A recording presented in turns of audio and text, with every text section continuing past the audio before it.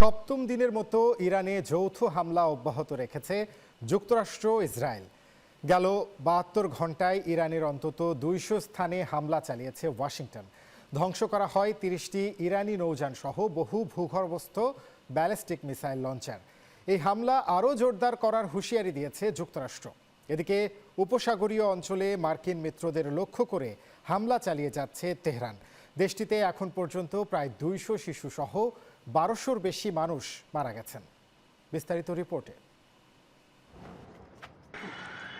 যুক্তরাষ্ট্র ও ইসরায়েলের হামলায় দীর্ঘ হচ্ছে লাশের সারি।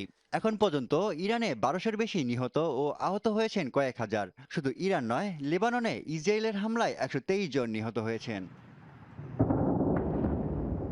হামলার জবাবে উপসাগরীয় অঞ্চলে মার্কিন মিত্রদের লক্ষ্য করে পাল্টা হামলা চালিয়ে যাচ্ছে তেহরান। শুধু কাতারেই ছোড়া হয় ১৪টি ব্যালিস্টিক ক্ষেপণাস্ত্র ও ৪টি ড্রোন।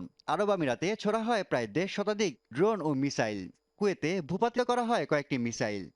বাহরানের প্রধান জ্বালানি তেল শোধনাগারে আঘাত হানে ইরানের একটি ক্ষেপণাস্ত্র। ওমান সাগরে ইরানের সামুদ্রিক সীমান্তের কাছে অবস্থান নেওয়া যুক্তরাষ্ট্রের বিমানবাহী রণতরী ইউএসএস আব্রাহাম লিঙ্কনকে লক্ষ্য করে ড্রোন হামলা চালানোর দাবি করেছে ইরান।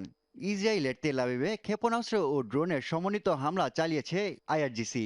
এমন পরিস্থিতিতে নিজেদের শক্ত অবস্থানের কথা জানান দিয়ে ইরানের পররাষ্ট্রমন্ত্রী বলেছেন, যুক্তরাষ্ট্র যদি স্থলপথে হামলা চালায় সেটি মোকাবেলার জন্য প্রস্তুত তেহরান।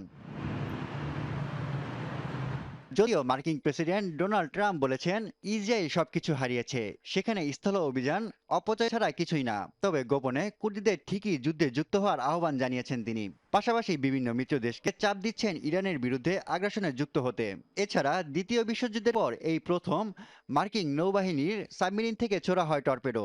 শ্রীলঙ্কার কাছে ভারত মহাসাগরে গত বুধবার মার্কিনীদের এই হামলায় ইরানি যুদ্ধজাহাজ IRIS ডেনা তলিয়ে যায়।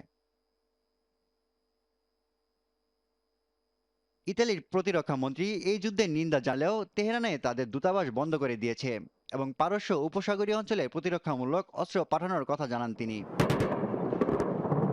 এদিকে ইরানে হামলার জন্য যুক্তরাষ্ট্র ও ইসরায়েলকে আকাশসীমা বা ভূখণ্ড ব্যবহার করতে না দেওয়ার প্রতিশ্রুতি দিয়েছে সৌদি আরব। কদিন আগেও যারা ইরানে হামলার হুমকি দিচ্ছিল তাদের হঠাৎ অবস্থান পরিবর্তন নিয়ে রয়েছে ধোঁয়াশা। এদিকে যুক্তরাষ্ট্রকে ইরানের সঙ্গে আলোচনায় বসার আহ্বান জানিয়েছেন যুক্তরাষ্ট্রের প্রধানমন্ত্রী কিয়ার স্টারমার। ইসরায়েলি বাহিনীর অগ্রযাত্রা ঠেকাতে দক্ষিণ লেবাননে এলিট যোদ্ধা মোতায়েন করেছে হিজবুল্লাহ।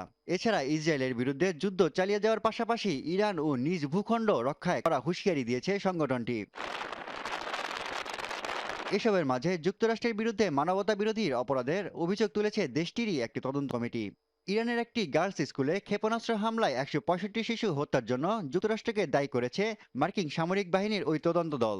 ইউনিসেফ জানিয়েছে, গত এক সপ্তাহ ধরে চলা যুক্তরাষ্ট্র ও ইসরায়েলের সামরিক অভিযানে মধ্যপ্রাচ্যে এখন পর্যন্ত ২০০ শিশু নিহত হয়েছেন।